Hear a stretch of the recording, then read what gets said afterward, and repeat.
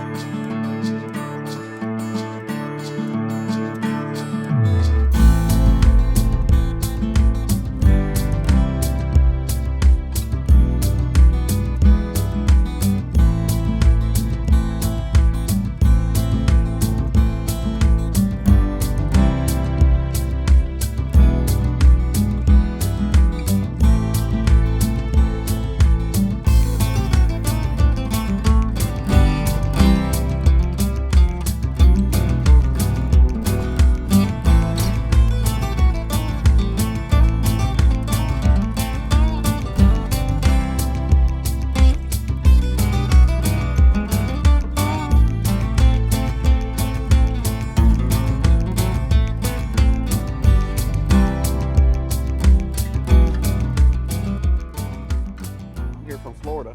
You're here from Florida? Yep. What do you think so far? It's kind of crazy, some of the aspects of it. I've been here before, but, seeing some of the social aspects degrading seems kind of sad to me at times. Yeah. I mean, we could talk about that if you want. Sure. Or something else. Are you okay if I record? Sure. Great. Thanks for stopping. No problem. How much time do you have? I got a little while. Okay. So how long are you visiting? Just through Monday. We're here to support family for a funeral. Oh, I'm sorry to hear that. Yeah, it's all right. No, It didn't work. Okay. You got the Cash App one? no Did you llevo, find your Cash App? no llevo verbo, Did mire. you find Cash App? No? A ver, one second. For some reason the Venmo didn't work for him.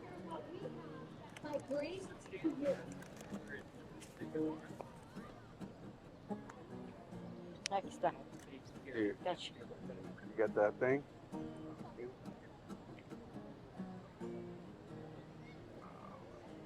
There we go. Here, I'll give you extra because I messed up. Ok, Putty. ok. Chucky, $5 de caja. Perfect. Ok, thank you. Those things are crazy. All these different ways of Ton of paying people different these ways days. nowadays, huh? Hey, this is Veronica, my assistant. Awesome. Okay, so what's your name? Eric. Eric? Good to meet you, Eric. I'm David. Nice to meet you, David. So is there something you want to explore that we can something that you want to explore that I can ask questions about? Anything you want, go for it. You pick randomly. Okay, let's do that. Oh, he's got a random can there. Yep. Or we could go with the social issues like you talked about. Whatever's meaningful to you. And this kind of helps you kind of generate an idea that you want to talk about. Materialism. You want to talk about materialism? Sure. Okay. Is there a conclusion that you currently hold about materialism that if you were to find out it was not true, it would change your behavior? Potentially. I think sadly myself and many others don't change until the pain of staying the same is greater than the pain of changing. Staying the same is greater than the pain of changing. Yep.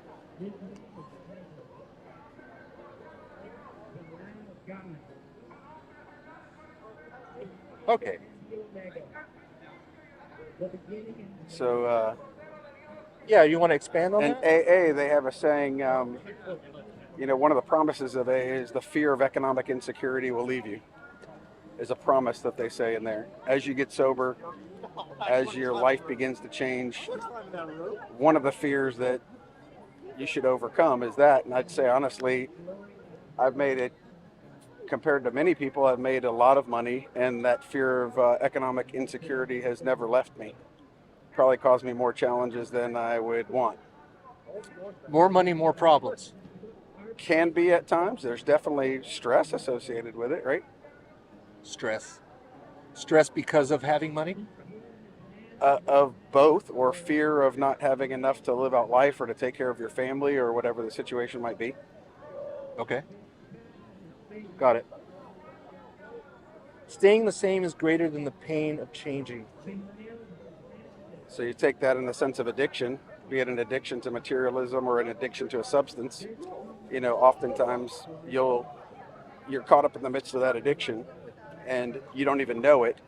And then the pain has to get so great that you're willing to make that change, in the absence of that pain, because there's a fear of change typically, Right. When the pain level threshold gets so high that the pain of staying the same, staying in that addiction, staying in that pain is greater than changing, because you started out with the premise of if you shared something with me that would change my thought and affect me in terms of materialism, would I change? So I think it depends.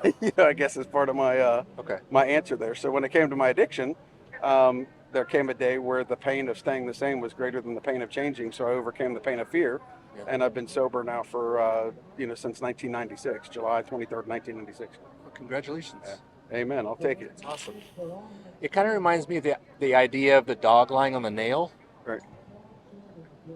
You'd rather just lie on the nail and be uncomfortable than get up and move. Sometimes we're that way, right? Is that kind of what That this resonates idea- to a degree. Yeah. Okay. Why is this idea important to you? Is there a deeper issue that informs your feelings about this? I don't know the underlying root.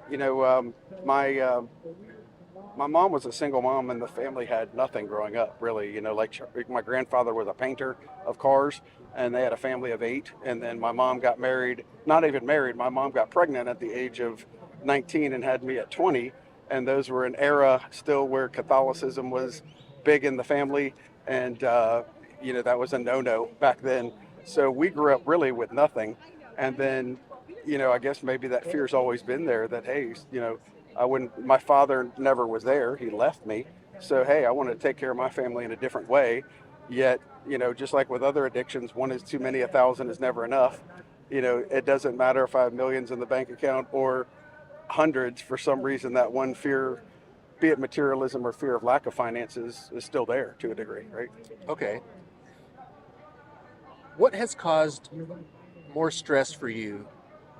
Addiction or the fear of being financially insecure? If it's addiction to substances, that's been long gone. I overcame that in my early 30s. So maybe it transitioned to a degree towards earning, Okay. So I owned a business. I usually owned more than one business at one time.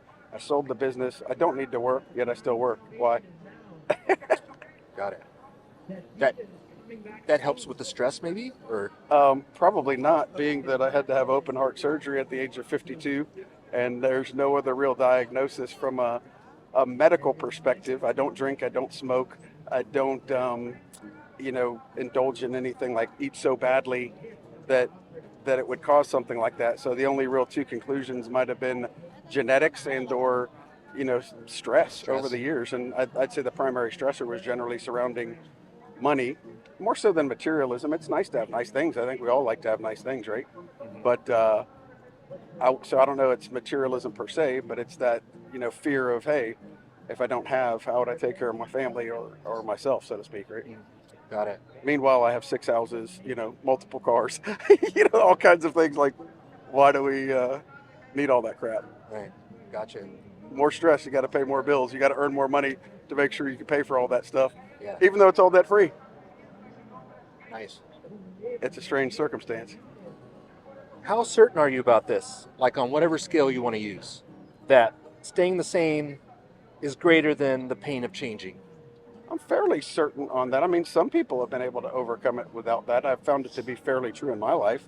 Like so even with a heart attack, even with all the other things that I went through, one of the things doctors said, or even my wife would like me to do, is not work. And then I'm like, I keep working. Like, why? So strange stuff like that. Why do you keep working? It may get back to that fear of economic insecurity to a degree. Oh, everything's looking good, but now the market's changing. Things are different. The world's a little bit more scary. There's economic uncertainty on the horizon. What if I live for 30 more years? The inflation rate is high.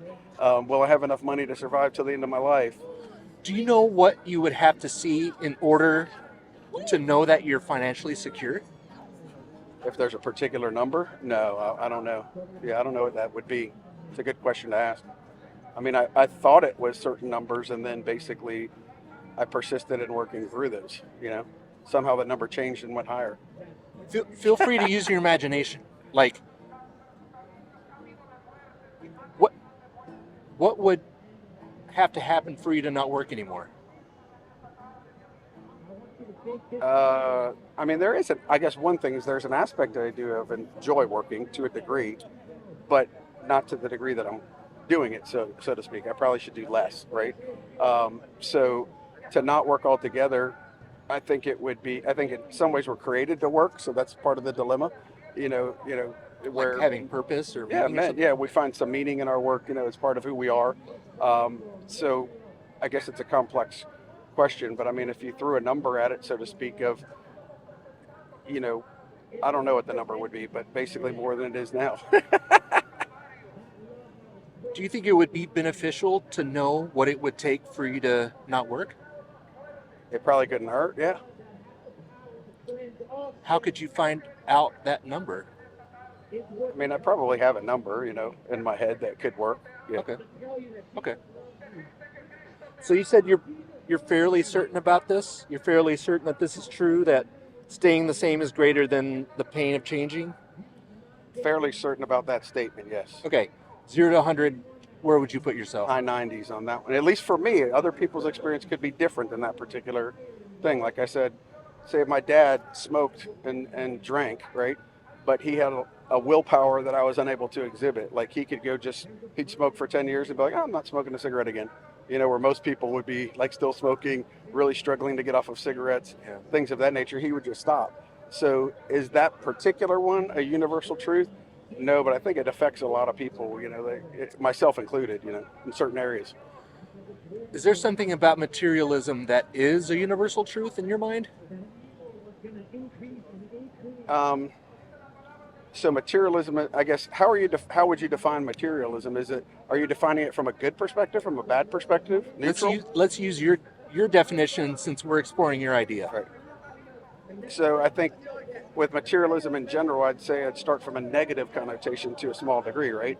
It would be a materialism that would be, I guess, the definition of materialism in that regard would be an unhealthy desire for things, right? If you started from that premise. Unhealthy desire?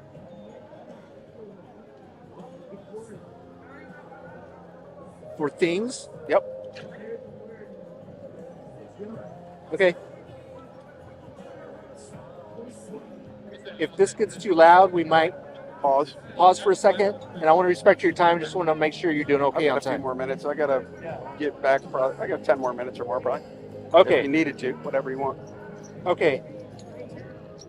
So the definition that we're using right now for materialism is an unhealthy desire for things. Right. And staying the same is greater than the pain of changing is describing materialism. I guess it's describing the point that one would change in terms of materialism, right? So if we went back to the concept of addiction, materialism could be an addiction, right? Like you want things, right? So Yeah, okay, like addicted to shopping or whatever. yeah, you get one, so you get one watch, now you got to have 10 watches, right? You get one pair of shoes, now you got to have 10. Right. I get one gun, I got to have 20 guns.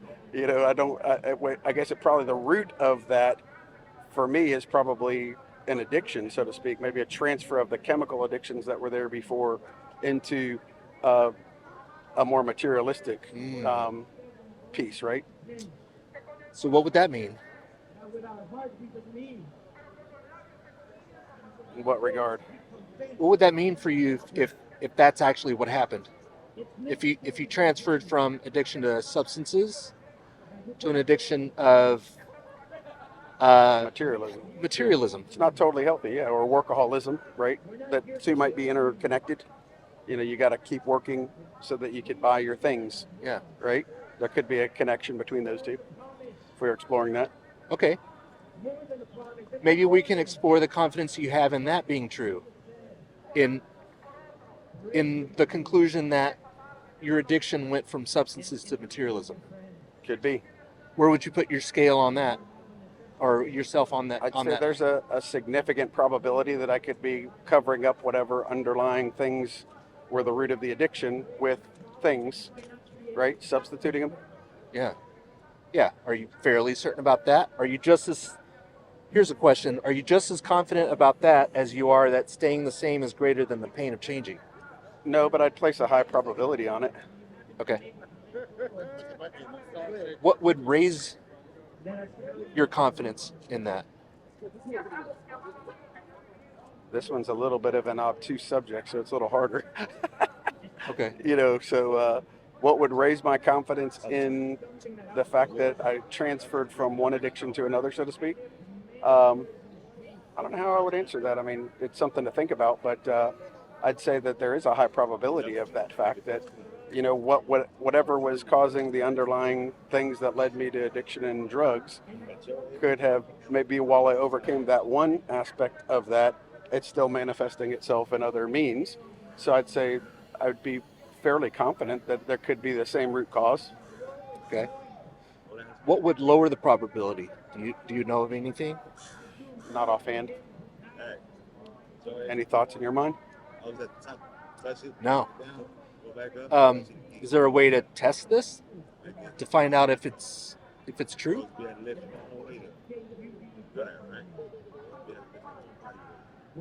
Could I stop buying stuff? Maybe That would be the test. that could be a test, right? Why would that be a good test?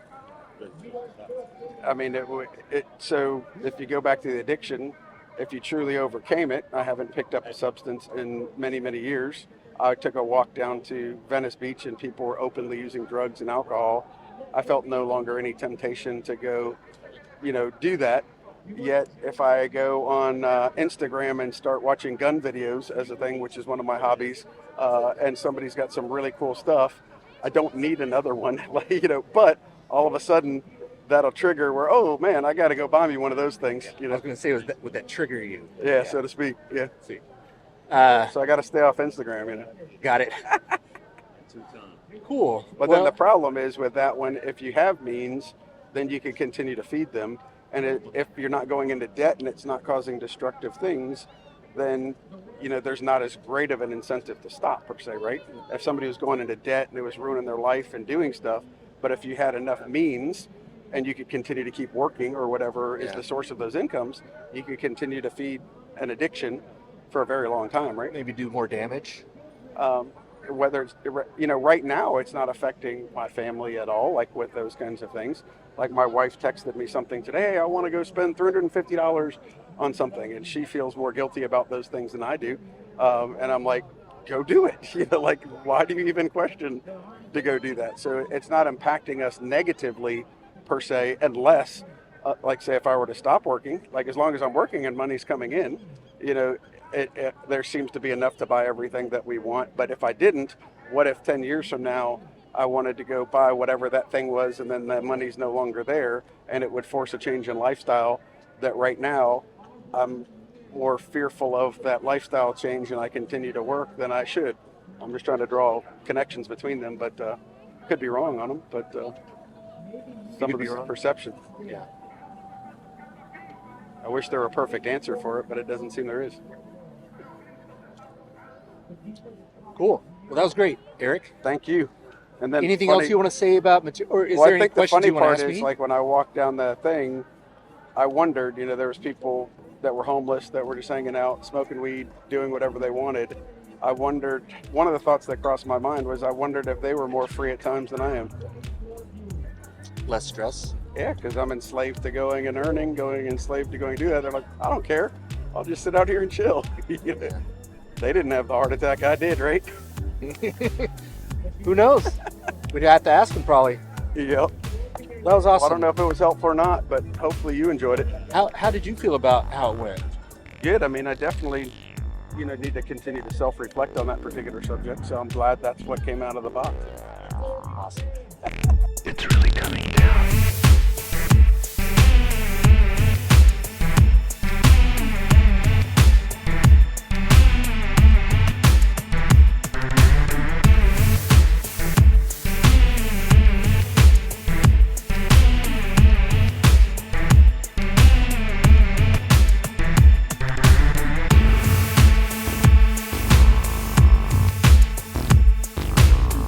Do you have something in mind?